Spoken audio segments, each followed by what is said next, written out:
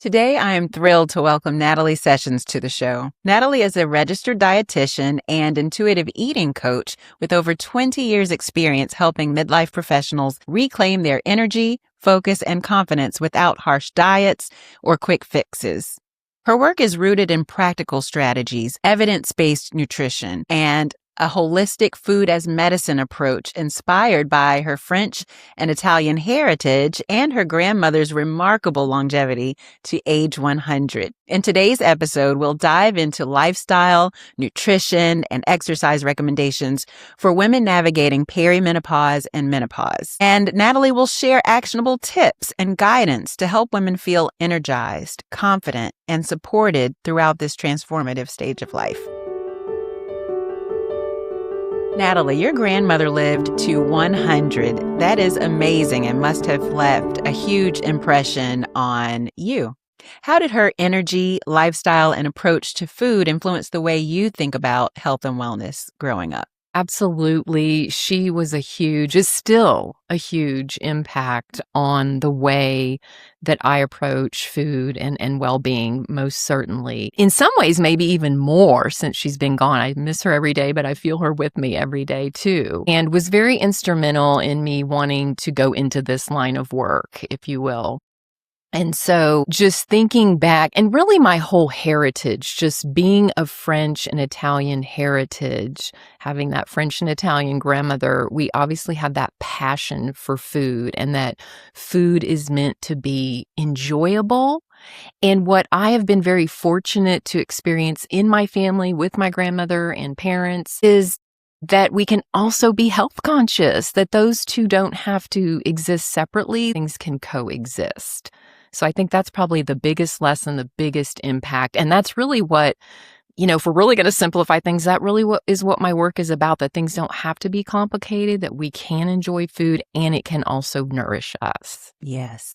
You talked about, just before we started recording, you talked about Thanksgiving and how you brought a vegan dish to your family.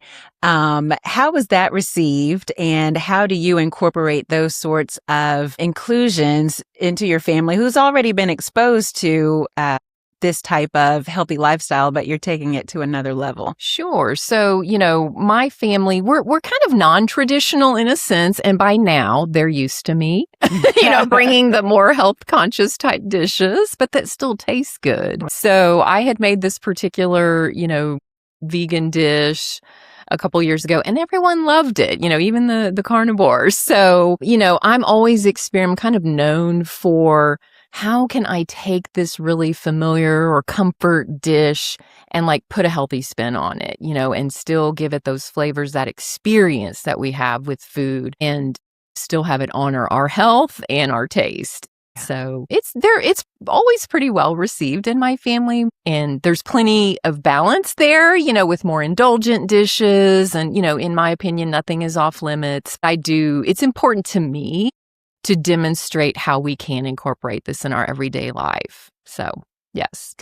And maybe grandma laid the foundation, so everyone's a little bit more receptive to healthy lifestyle. It's very clear that our culture brings so much to how we experience food, our relationship with food, our eating habits, and how we think of our overall health.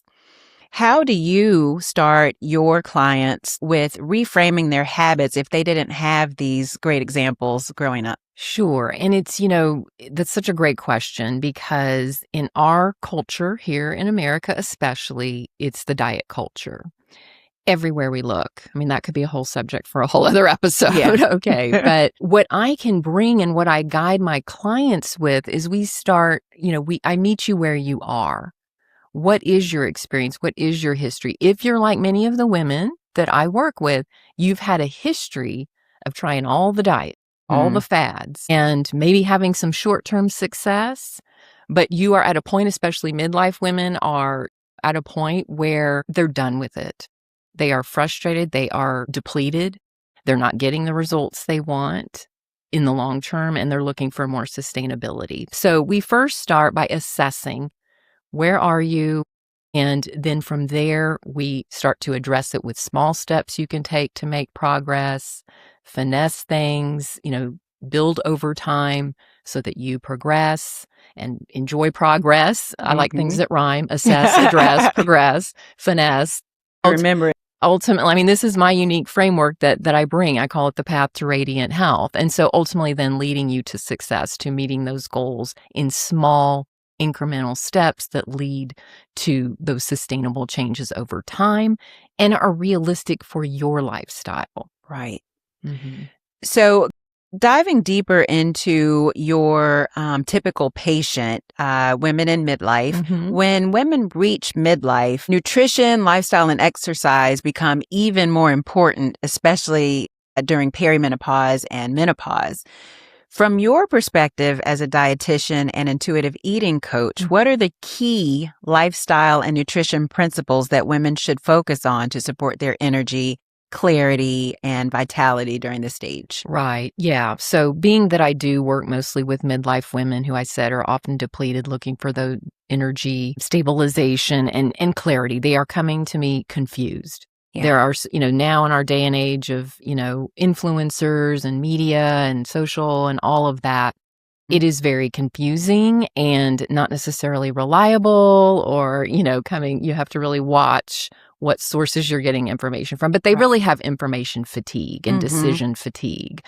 And so that's where someone like me can really be helpful to take, I've done the work for you. You can, trust what I'm telling you and really look at those foundations. It may sound so basic, but what I love the most and what I have seen over the years, I'm working with professionals and people from all walks of life, but these are smart, intelligent, experienced women, and we've got to get back to the foundations. So how do we build our plate every day? At every age, but yes, like you said, at midlife, there are some shifts that happen that make certain things more important. So a really basic principle I teach is at most meals, protein, fat, and fiber. And notice, I think it's really important to say most. We're not going for perfection. We're not looking for Pinterest perfect plates at every meal. And if we can focus on, prioritizing protein, that's something we can talk about more here. It's important at every life stage, but because as we age and we get, with the estrogen decline and the different shifts that happen at midlife and perimenopause and menopause, we start to lose our bone density as well, and our metabolism shifts and all of that. So to help support, our bone health, our cognitive health, and our physical health and our energy, protein's going to be important. Yeah, I love that. Gabby Lyon is a functional medicine doctor that talks a lot about protein. She even says that we should have a certain amount per day that can be difficult to reach for women like you who are pescatarians or who might be vegetarian or vegan. How do you recommend to your clients that they get to those high protein levels that are recommended for longevity if they're not eating animal sources of protein? Right. So I do think it's important to note that you don't necessarily need more, you need enough, and that it is not one size fits all. We have individual needs. So that is, again, what benefit to working with someone like a dietitian, to know what are your needs, what are your estimated nutritional needs. So that's where we start. We look holistically, as you mentioned in the introduction, what's the picture of you and your health, your goals, and where you are in your own journey. Estimate the needs there and then strategize to say, how can we get this in? Is it about swaps?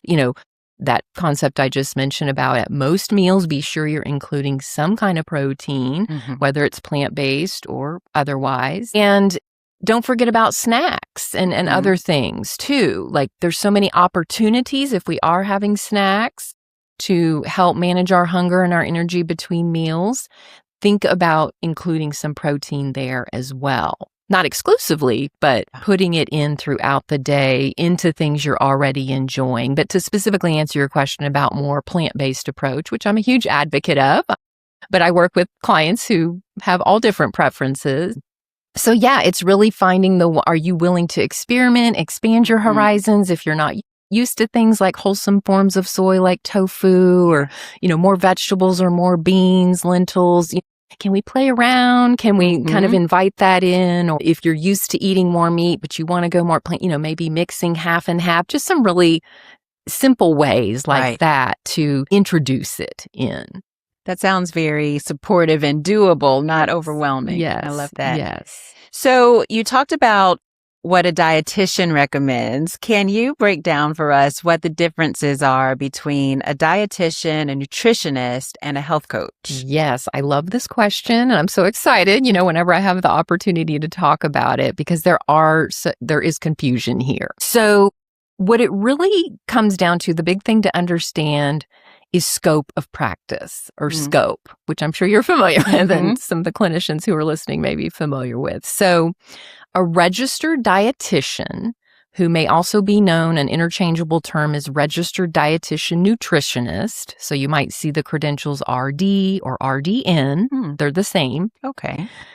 Is a protected credential.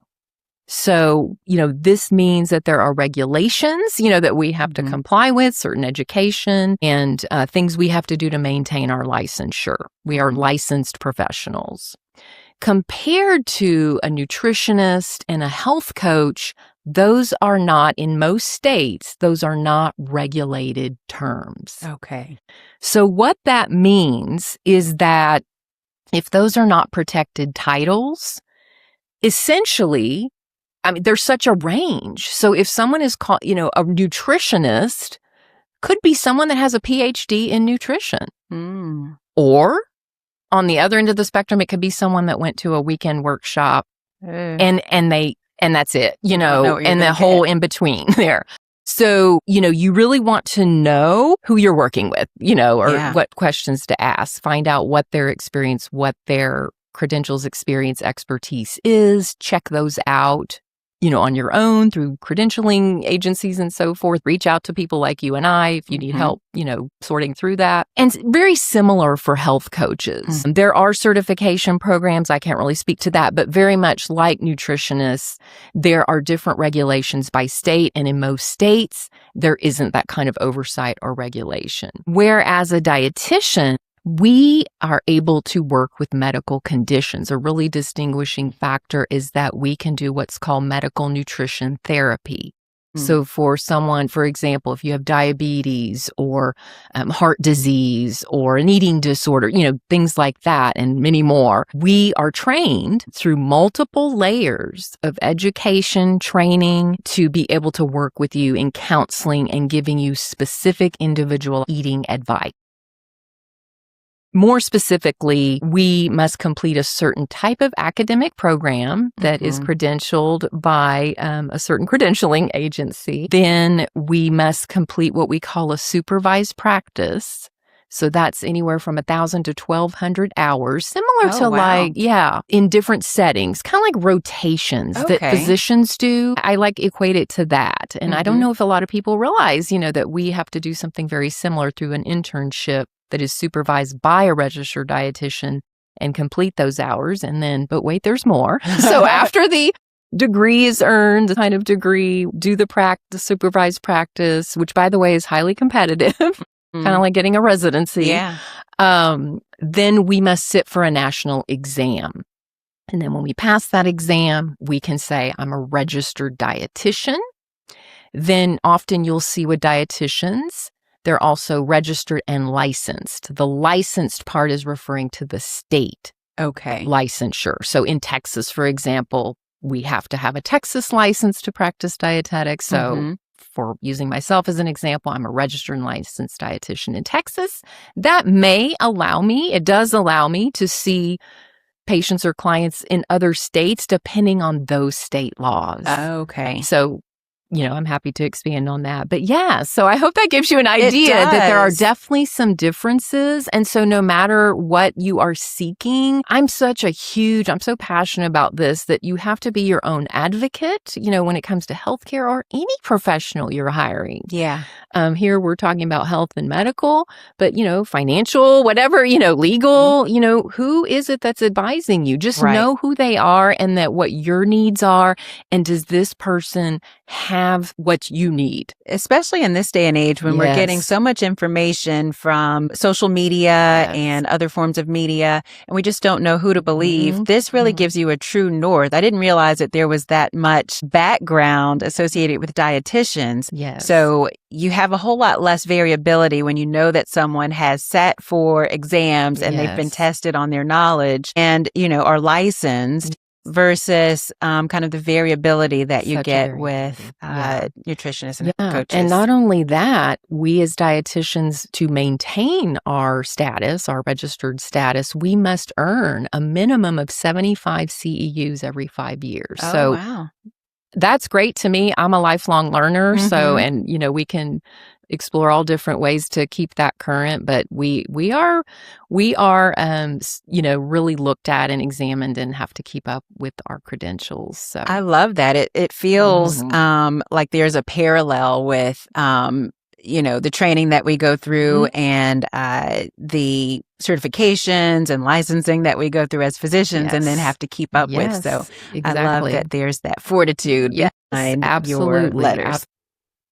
So functional health then is all about addressing the whole person and supporting root causes, not just symptoms. And nutrition and lifestyle are major pillars of this approach.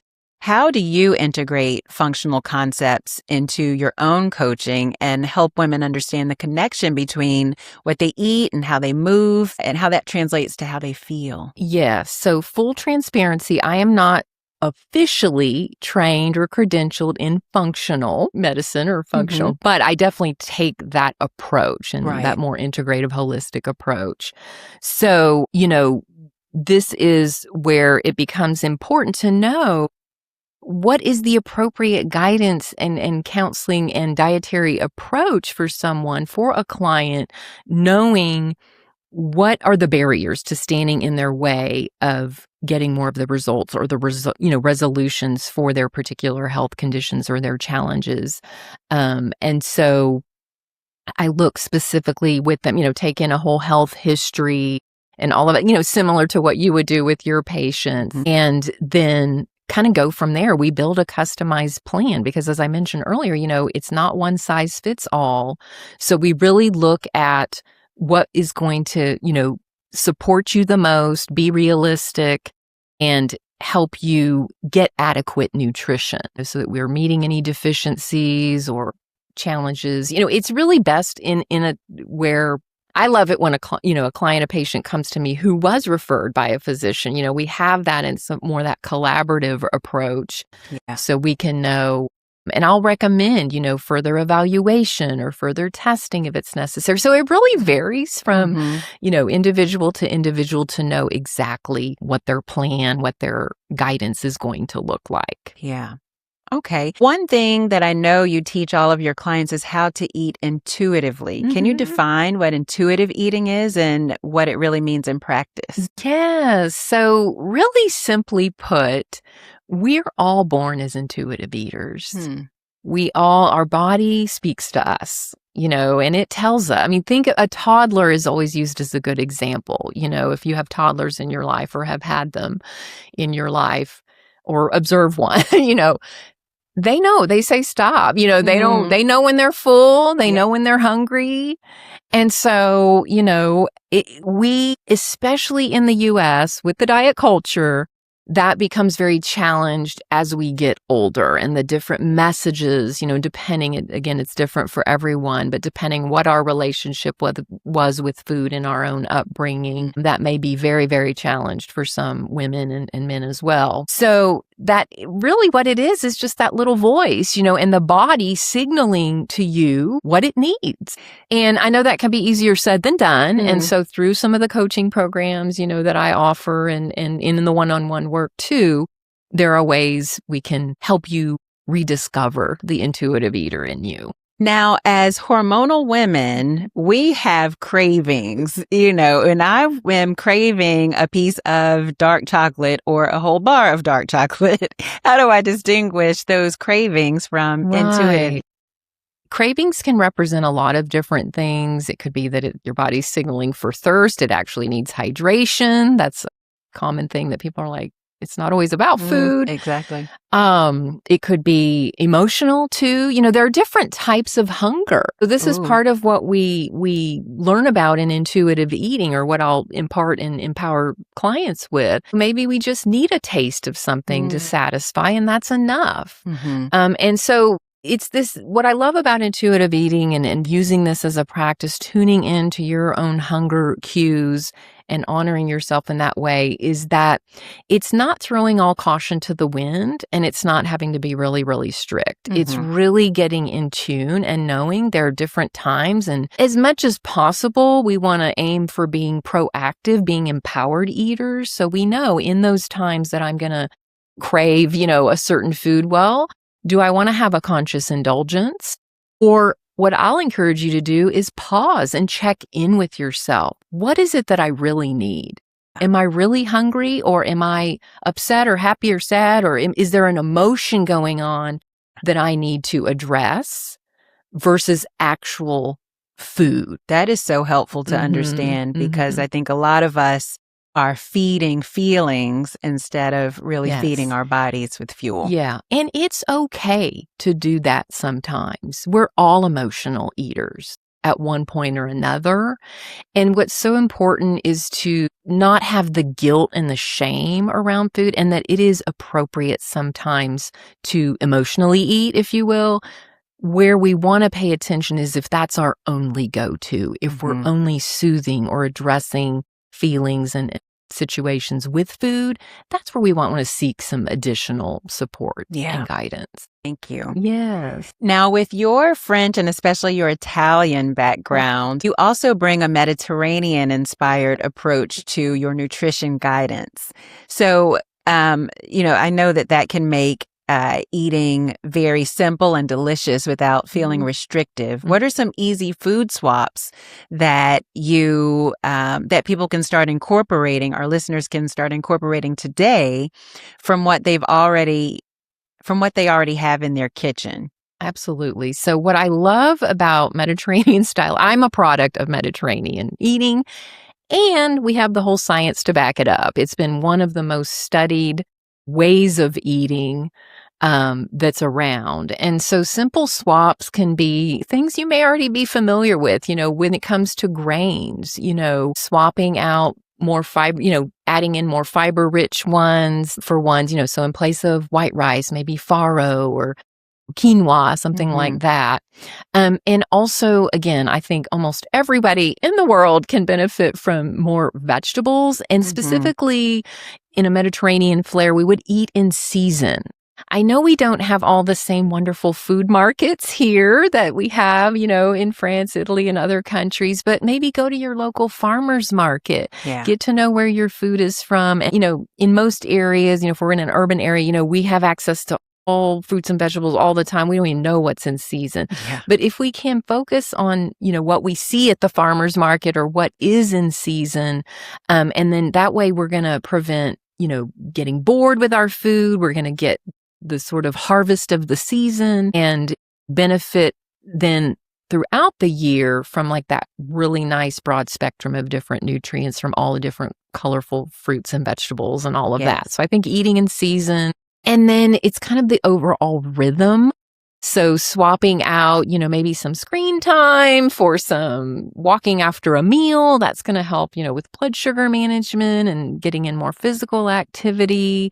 So I think if we just kind of look at those, some of those key lifestyle factors, swapping different, movement for sedentary behaviors, and then with foods, I know you're asking me mostly about foods, but swapping in more vegetables, more variety of vegetables, focusing on, olive oil and avocado oil in place of some other oils, perhaps, can be some quick tips. I love that. It's not, you make the point, we're talking about food, but it's really lifestyle that we're talking about. So it's not just swapping out food for food. It's introducing this as a lifestyle approach. Yeah, and if I may add another insight, too, that ties in the intuitive eating and the Mediterranean approach, it's pausing and sitting down and actually chewing your food and enjoying your food, enjoying any company you may be sharing your meal with, and really being in the present moment. So kind of that mindful eating, really being there, take in the flavors, the aromas, the textures, you will find, if you don't already do that, you may find then that you might just naturally eat a little bit less or you feel more satisfied. And again, it just kind of, that's a way to say, what brings all those concepts together. You're certainly more present. And I like to tell my patients, I like to point out that there is a Japanese study that looks at people infusing their emotions into water and then freezing it. So when they're thinking happy thoughts and, they're positive and they're focusing on the water and then they freeze that, you get beautiful, very organized crystals. But then when they do the same exercise and they have more disorganized or negative feelings, they freeze that and you get just chaotic crystals. So that's just such an interesting study that's been replicated time and time again that just shows the power of our emotions. So imagine if that real energy is going into the food that you're eating. When you stop and you think about positive thoughts, gratitude, and you're grateful for that meal that's in front of you, it nourishes you in a different way. Yes. So I love it. That's such a beautiful story, beautiful example, and so true. I couldn't agree more. And I also wanted to bring up that when you experiment and you bring in all of those different fruits and vegetables that you don't typically eat, you're also creating more diversity in your gut microbiome with your overall health. Absolutely. We love it. So nutrition is one part of the picture, as we've talked about. Lifestyle and movement also play a huge role in hormones, energy balance, overall wellness during this perimenopause and menopause phase. So what types of lifestyle habits, especially exercise routines, do you recommend for women in midlife? Yeah. So nutrition definitely, there's some studies, more than one study even, that estimates that it influences our overall health and well-being by about 80 to 90% so much. But yes, these other factors are definitely important. And so for the midlife woman, we want to look at, and I will say here, I am not a credentialed fitness professional, so I provide general guidance and then I refer to, personal trainers and people who can customize plans for women, just like we would with nutrition. For most of the women I work with, it's about consistency. It's about getting in movement, overall finding activities you like so you'll want to do them, and strength training comes to the forefront because, if it ties back to our discussion around bone density and staying strong and flexibility and all of that. We want to be sure we're incorporating some strength training activities. And we also want to, of course, cardiovascular aerobic activity is important as well as we age. And with the shifts that are happening with menopause, we are higher risk for heart disease and diabetes. So, being sure we're getting in there. But what can be different in perimenopause and menopause is the intensity level. So we don't necessarily, we may not need super high intensity. That can spike cortisol. We don't want, which is a stress hormone. And I don't know about you, but as midlife women, we don't need more stress. So we want, we're trying to build stress resilience. And so while exercise can definitely, and physical activity contributes to that along with what we're eating, and we do want to be careful that we are getting the right kind of movement in for us. So sometimes, building in those rest days and prioritizing sleep as well. So it's all connected. It's all but part of the same puzzle. And so it's not really about necessarily pushing harder, but doing the kind of movement that's going to be aligned, with where you are right now. That may evolve over time, but I would say overall we need cardiovascular, we need strength training. So that may or may not have like high intensity, maybe more low to moderate. Walking after meals can be helpful. And then just things we can do for balance and flexibility. Yes. Overall. I love that. Something that I recommend for balance and flexibility, especially balance, because one of the things that we are concerned about is bone density, because at a certain age when we've lost a lot of estrogen, our bone density decreases. And we care about that because if we have a fall, we don't want to break a hip, which can be very debilitating. But those balance exercises can really save the day. I tell my patients, when you're brushing your teeth, stand on one leg, Mhm. be sure that you've got a place that you can grab onto just in case. And then when you brush the other side, stand on the other leg. And then you're building in that balance. And you're not adding more time to your schedule. Exactly. It's part of your daily routine. Yeah. So again, that's what, practitioners like you and I do. We help get a nice picture of what is your routine and how can we just fold these things into it.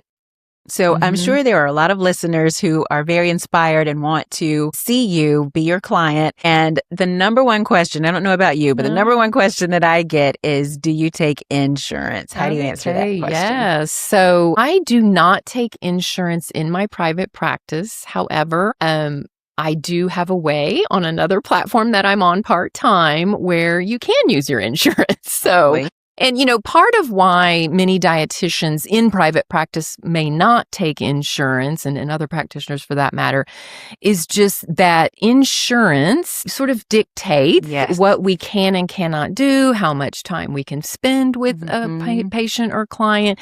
And so I find it, restrictive. And my whole approach is about not restrictive. So it can work, and that's why I get that question so much. So me personally, I've decided to have another option there to explore insurance.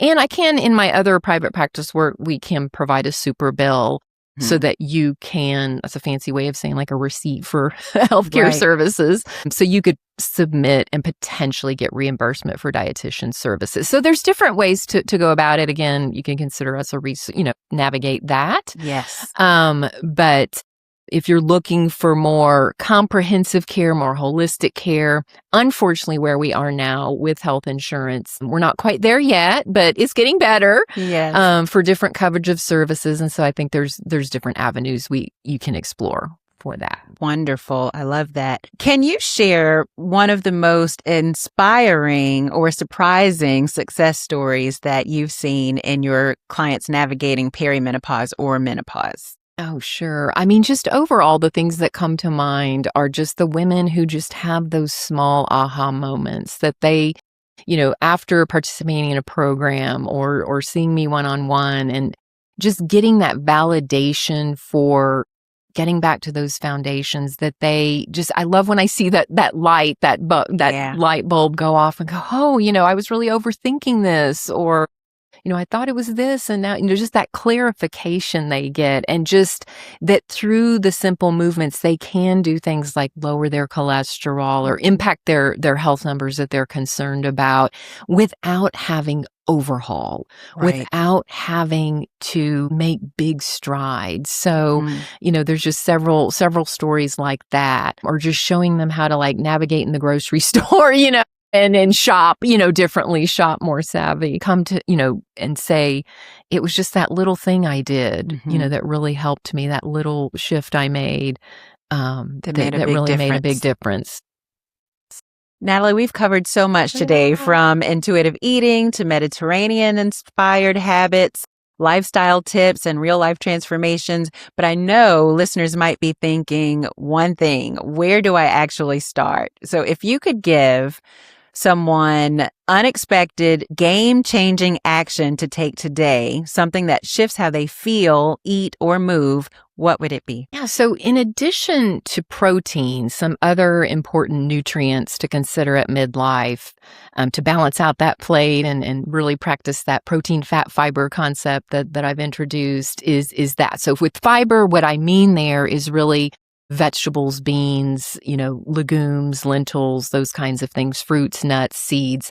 Fiber not only helps with things like cholesterol, but it's also going to contribute to helping with blood sugar management, as well as just our satiety, our satisfaction when we balance that out with protein as well. Calcium, we hear a lot, when it comes to women's health. We may or may not need to supplement with it, but it's essential for our bone health. And so different ways you can get calcium in your food, really viable food sources, not just dairy, but also surprisingly leafy greens. I know that might be surprising to some to learn that. The little bones in fatty fish like salmon and sardines can provide calcium, as well as almonds and beans as well. So again, just getting more of that variety is going to help you get that cross spectrum. And then omega-3 fats. So again, that fatty fish, salmon, sardines, herring, things like that. If you are a fish eater, or flax seeds, chia seeds. Aging and menopause are inflammatory stages or inflammatory conditions, if you will. So getting enough omega-3 can help with that. It also benefits our cognitive health as well. And so those are really some to consider. And if you practice the food, what did I say? Protein, fat, and fiber, then, you kind of meet all of that. I love that. Not only is it important to get all of those, but you're telling us why we need all those. That's really helpful. Yeah. I mean, I think it's just that pause, taking a moment and pausing and assessing where you are and just really reflecting on, what is one small thing you could do today or tomorrow, that would lead you in the direction, just a shift in your schedule or in a choice that you're making. What can I add in? I think that might be the more game changer, is that it's not about what can I take away, but could I be missing? What could I add in? How could I add in another vegetable? I'm going to keep persisting about the vegetables. I think just looking at, and we're not used to that. So I think just practicing that shift in thinking about what could I add to my plate, that could work for me.